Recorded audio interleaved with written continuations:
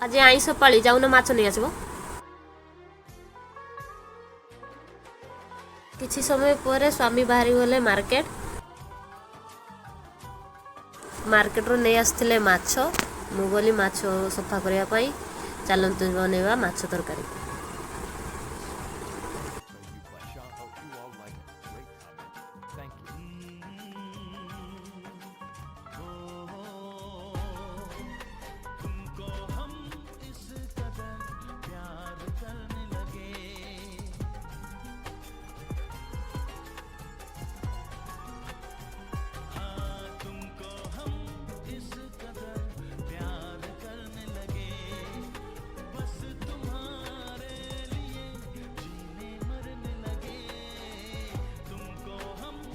प्रस्तुत हो गला कखारु आलू चिंगुड़ी माछ तरकारी।